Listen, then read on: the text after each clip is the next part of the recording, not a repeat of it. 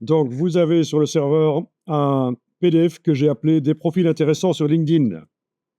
Quand j'ouvre le PDF, je tombe sur des liens de groupes, mais principalement de personnes intéressantes à suivre sur LinkedIn, dans le monde du graphisme, évidemment.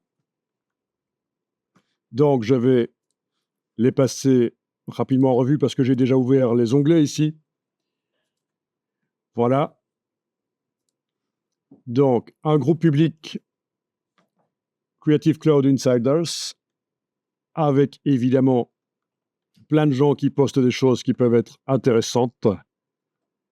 Donc, l'idée, c'est de faire de la veille technologique et graphique et d'attendre que ça vienne à vous tout seul, de faire des sélections. Suivant, qui fait partie de la liste donc dans le PDF, vous avez le groupe public Adobe Illustrator ici. Alors, le nombre de membres, là, 180 000 membres quand même, dont des gens connus.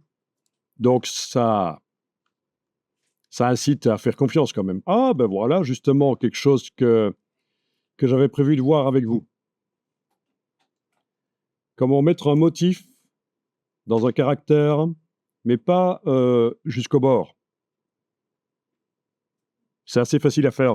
C'est l'occasion de jouer un peu avec la palette aspect.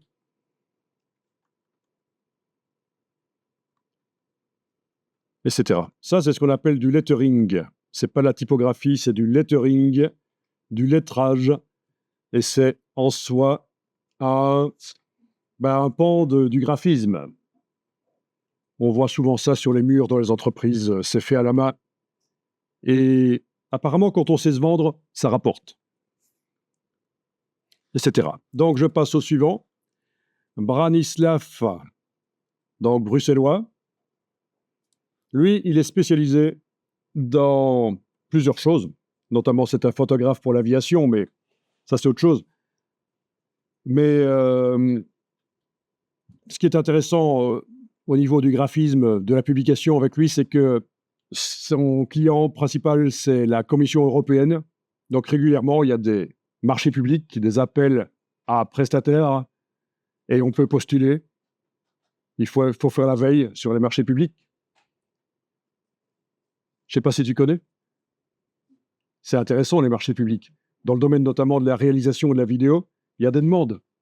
Donc il faut postuler et avec son entreprise ou en tant que personne physique. Et voilà, et on est mis en concurrence avec d'autres en fonction du prix et de ce qu'on offre.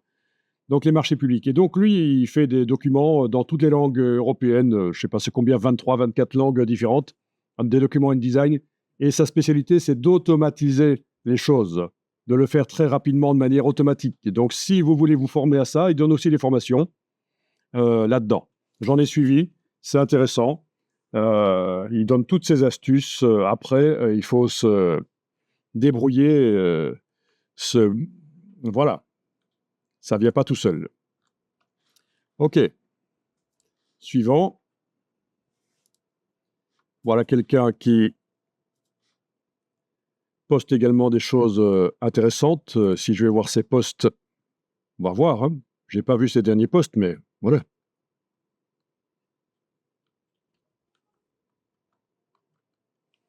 Suivant.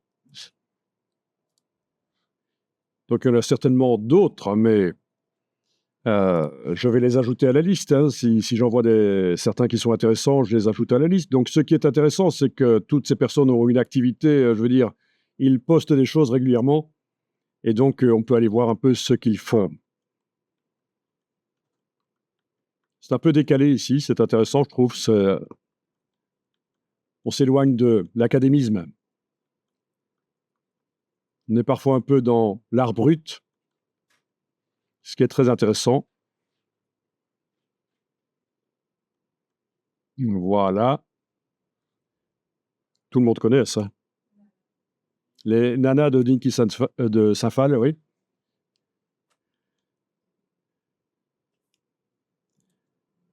Alors, suivant.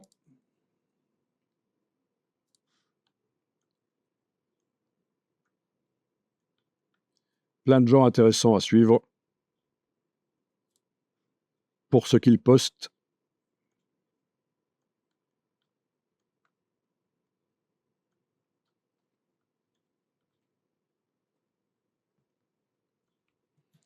Suivant. Creapills. Voilà. Creapills, 3500 personnes suivent Creapills pour se tenir au courant de... Voilà, c'est de services de publicitaires, agences publicitaires, mais voilà, ils postent régulièrement des choses intéressantes. Suivant. Culture Pub. L'actualité de la créativité publicitaire. 242 000 personnes suivent ça. Donc, on ne peut pas se tromper, c'est que c'est intéressant.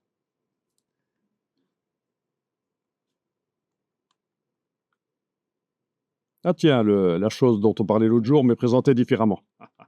Trop drôle. Oui. Bien. Suivant. Lui, il est très intéressant. Il poste plein de choses très intéressantes au niveau du graphisme. Alors, le QR code. Ok, merci.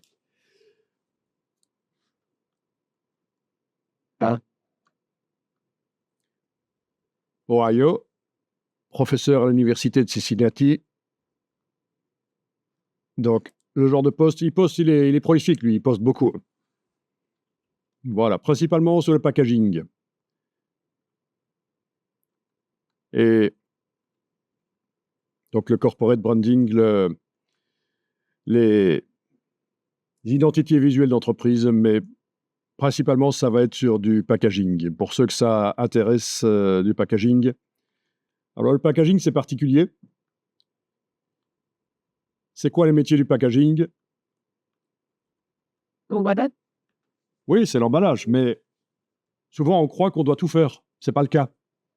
Vous ne devez pas être spécialiste de la 3D, du dessin technique pour faire des packagings qui sont réalisables, qui sont pas chers à produire, etc. Non, ça, c'est la partie, c'est un autre métier du packaging. En tant que graphiste, vous pouvez concevoir des packagings voilà, sans nécessairement avoir les connaissances techniques, parce que c'est une équipe. La personne qui réalise les packagings, qui s'occupe de la production, elle, au niveau artistique, elle est peut-être pas bonne du tout. Alors que vous, c'est plutôt le côté artistique. Par contre, vous ne connaissez pas les contraintes techniques, etc. du packaging. Donc, c'est deux métiers différents. Et j'ai remarqué que souvent, on a tendance à penser que quand on veut faire du packaging, il faut tout maîtriser. Il faut être un spécialiste. Il faut avoir fait un bachelier ou un master en packaging. Ben non. Donc, je le précise ici. C'est un boulot de graphiste au départ. Après, on discute avec le client, avec les intervenants, des coûts. Est-ce que cette chose qu'on a prévue sur le packaging, le vernis, la dorure, est-ce que c'est vraiment nécessaire parce que ça triple le coût du packaging? Si on l'enlève, est-ce que ça va baisser les ventes? Voilà, il y a le côté marketing, le côté vente aussi. Suivant. David Bletner, une des personnes qui a conçu InDesign. Réseau Créatif Pro. Donc, il est intéressant aussi à suivre. Il va souvent poster des choses à propos de InDesign, évidemment. Donc, il a le groupe InDesign Secrets. Intéressant pour aller plus loin dans InDesign.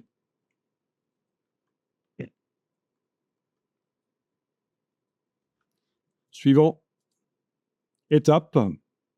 Alors là, je me demande s'ils n'ont pas terminé leurs activités récemment, justement, mais je ne suis pas sûr. Je confonds peut-être avec autre chose.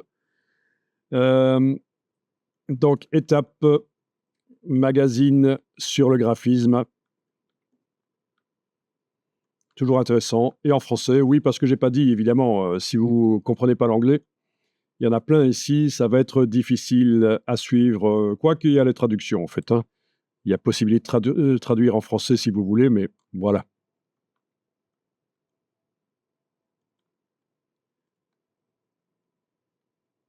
Vous voyez, il y a des publicités pour des foires intéressantes.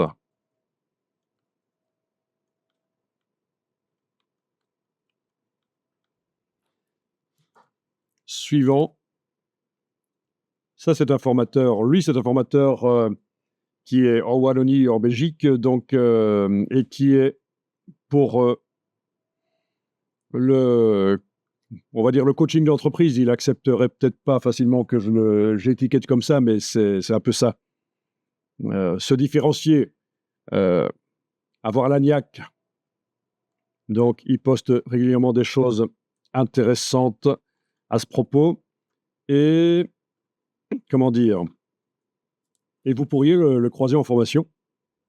En tant que formateur, vous l'inviter dans votre entreprise pour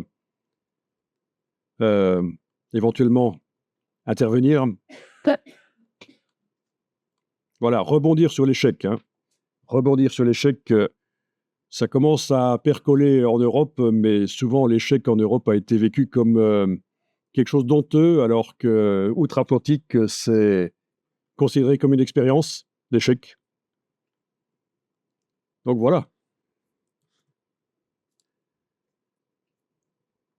Encore une agence de pub, Charleville-Mézières, qui poste des choses qui peuvent être intéressantes.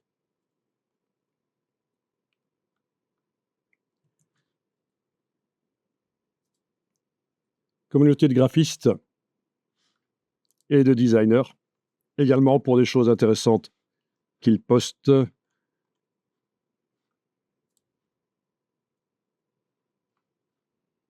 Voilà, 10 typographies gratuites à télécharger, juin 2024. D'autres liens intéressants.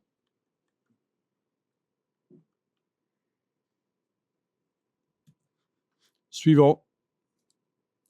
Bon, ça, c'est plutôt du côté du business, création d'entreprise, management d'entreprise, Harvard Business Review. C'est gratuit. Vous pouvez lâcher la main de votre portefeuille. Ils ne vont pas s'y attaquer. Cette partie-là, c'est gratuite. C'est gratuit. Très intéressant aussi, ce qu'ils postent. Suivant.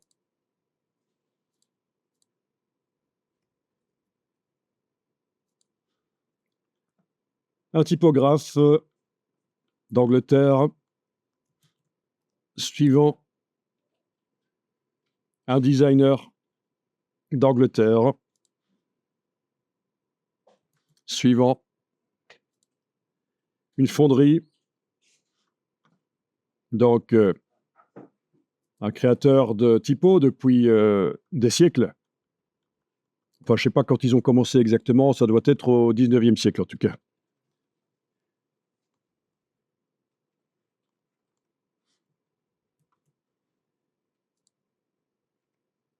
Voilà, une directrice artistique d'Angleterre.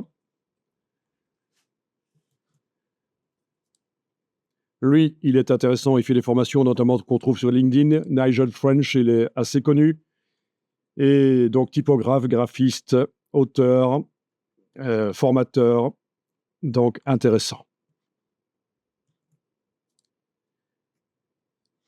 Paul Farrell, toujours Angleterre, graphiste, artiste, designer. Alors là, c'est les Pant Awards, c'est les prix pour les prix qui sont donnés pour les meilleurs packaging. Donc forcément, ils postent régulièrement des choses sur les packaging. Ce qui est bien avec les packaging, c'est que c'est transférable sur du papier plat. C'est le même principe. Hein. C'est du graphisme.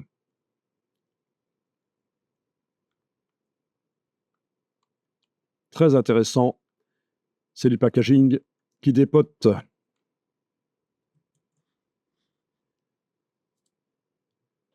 Bon, ça, c'est le directeur de Monotype. Print Magazine. Qui date de 1940, comme ils le disent dans leur tagline, avec également plein de choses intéressantes, bien sûr.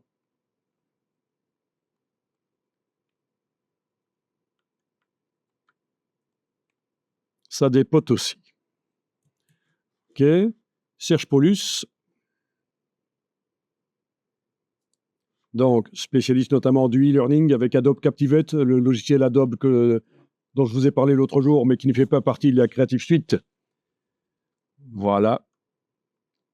Intéressant, ces postes. Directeur artistique. Si vous voulez intervenir, vous le dites.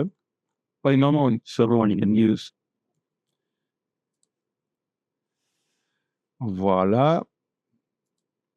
Typographie. Amsterdam. Directeur artistique. Lisbonne.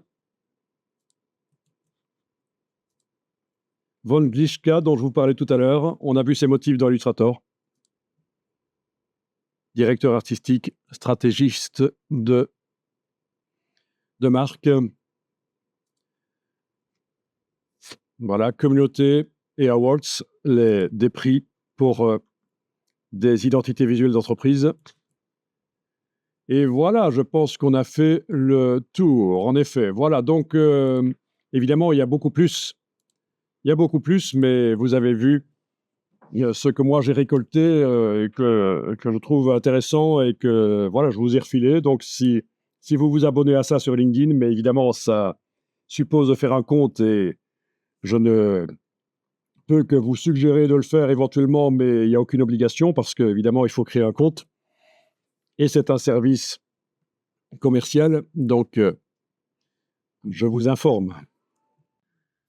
Donc pour la fenêtre ici à droite, une petite précision à mettre dans un coin de votre tête. Voilà, je suis en affichage aperçu. Si je demande afficher avec le CPU, vous allez peut-être voir que ça a un tout petit peu changé. Maintenant, je demande afficher avec le GPU. Donc là, c'est les processeurs de la carte graphique qui sont utilisés, le Graphic Processor Unit. Et là, le CPU, c'est le Central Processor Unit, c'est le processeur central. Quel est l'intérêt? Vous avez le choix d'afficher les couleurs, là, soit avec la carte graphique, soit avec le processeur central. Avec le processeur central, ce sera moins performant qu'avec la carte graphique. Illustrator sera plus lent. Par contre, parfois, Illustrator bug avec la carte graphique. Vous avez des choses bizarres qui apparaissent, des problèmes d'affichage. C'est rare, mais ça peut arriver. Et dans ce cas-là, la solution, c'est de faire appel temporairement au processeur central, le CPU. Donc, il faudra aller ici, quand vous êtes en affichage, demander « Afficher avec le CPU ». Comme ça, vous voyez à quoi ça correspond. Sachez que si vous enclenchez ça en vous disant que ça ne correspond à rien et que ça ne va rien faire, vous allez voir que Illustrator va devenir plus lent. Il faut vraiment l'enclencher, le processeur central, quand on a vraiment des problèmes d'affichage avec la carte graphique. OK. Bon, c'est pas pour rien que moi, je me balade avec ça dans une sacoche. C'est pas vraiment plus gros qu'un portable. Les Mac Studio. Donc, le prix est quand même costaud. Ça démarre à ce prix-là, 2400. Si je voulais avoir, je pense que le mien, j'ai dû le payer 2800. Si j'avais voulu la même puissance en portable MacBook Pro, j'étais au-delà de 6500 €.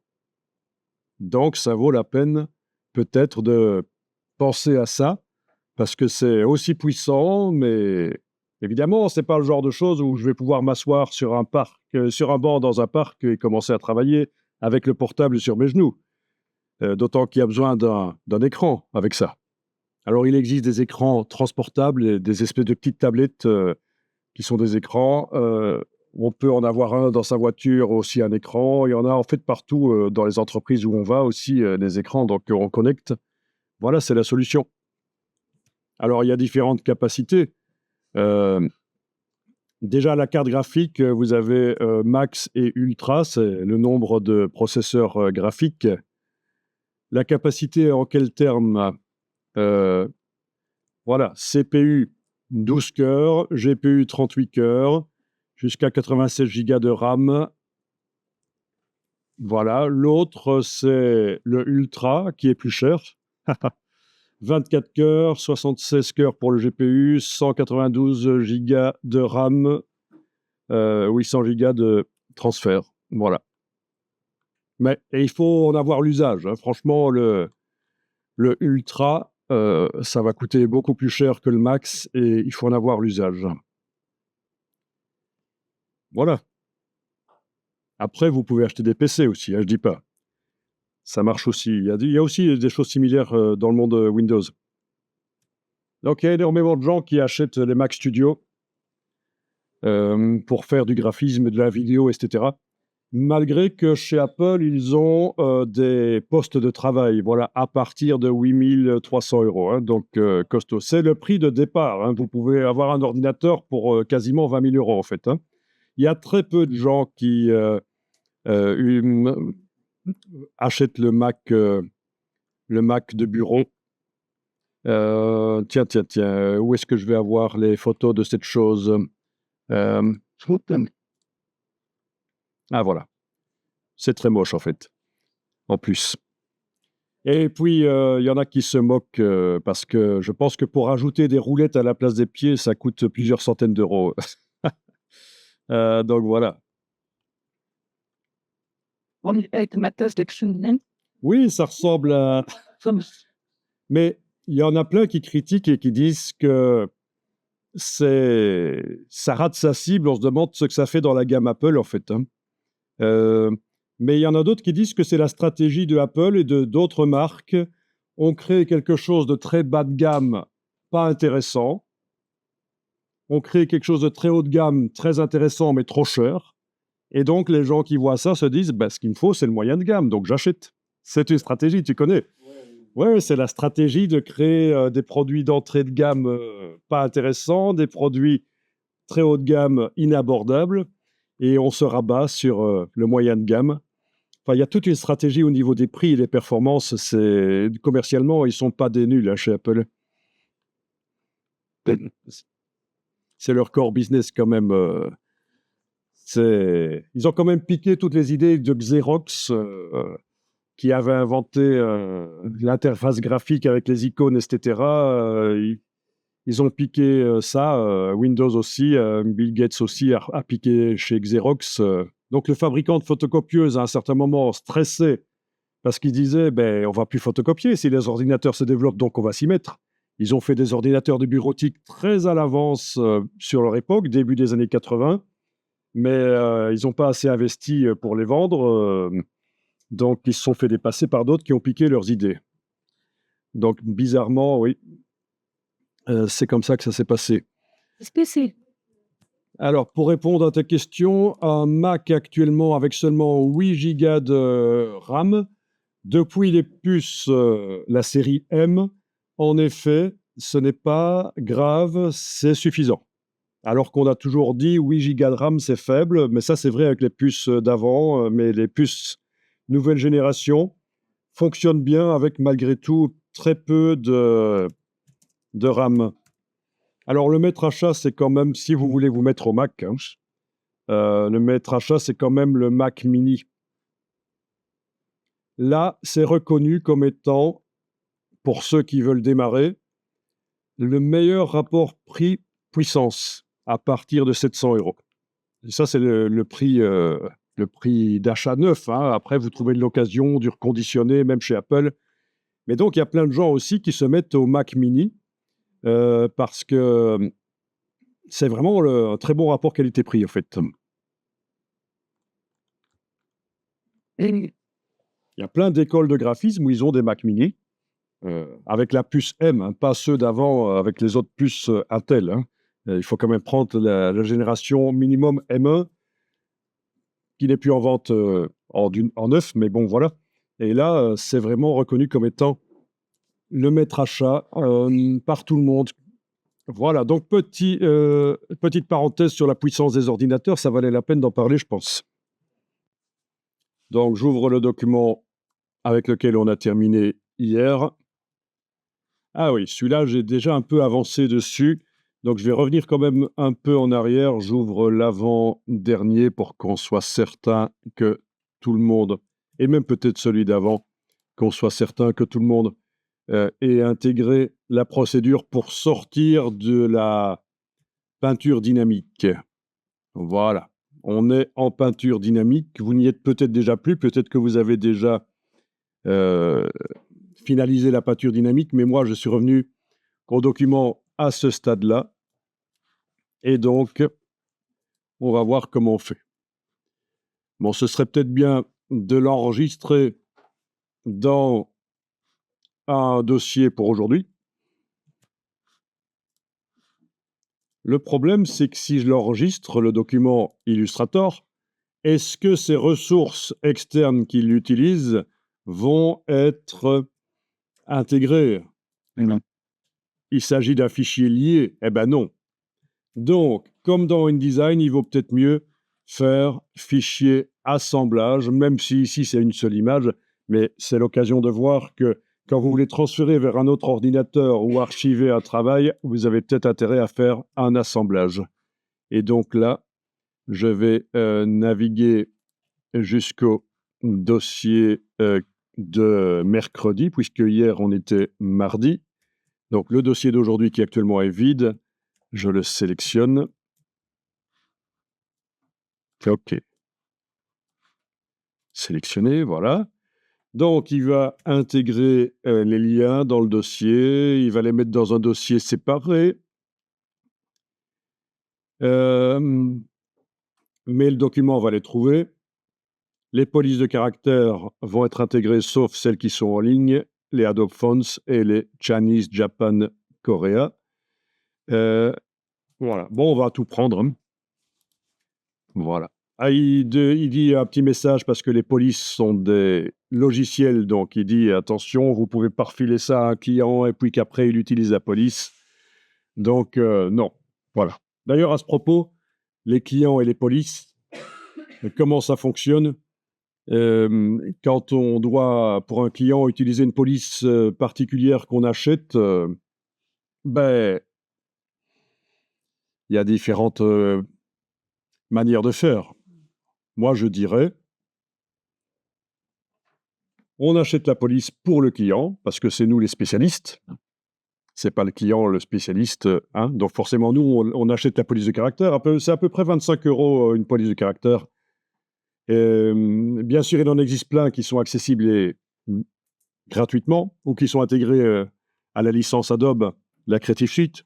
Mais si on veut vraiment se démarquer, prendre une police que tout le monde n'utilise pas, c'est bien. Et donc, il n'y a pas le choix. Dans ce cas-là, c'est souvent des polices qui s'achètent. Donc, on achète la police et on intègre ça dans la facture au client. Ça fait partie du deal. Et on ne va pas utiliser la police pour un autre client et lui facturer en plus, il ne faut pas pousser. Déjà, avec un contrôle, ce serait vite décelé que c'est de la fraude. Donc, voilà.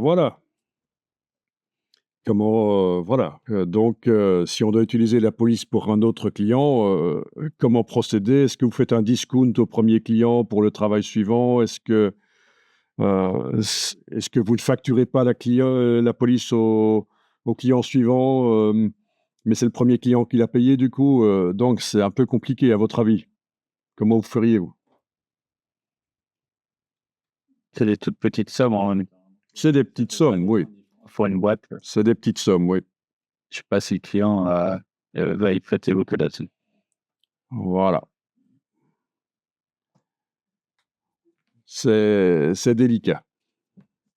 Alors, on va cliquer sur OK. L'assemblage a été correctement créé.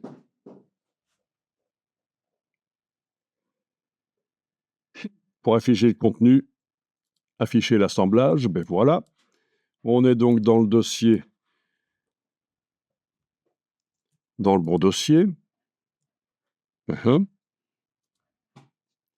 Avec le Adobe Illustrator, l'explication comment ça s'est passé, c'est le TXT, c'est le rapport, et la seule ressource utilisée par le document. Voilà, donc du coup, je ferme le document ici, Et je vais réouvrir l'Illustrator dans le dossier de ce mercredi. Comme ça, je ne m'embrouille pas. Je travaille sur cette version-là qui est dans le dossier d'assemblage. Voilà.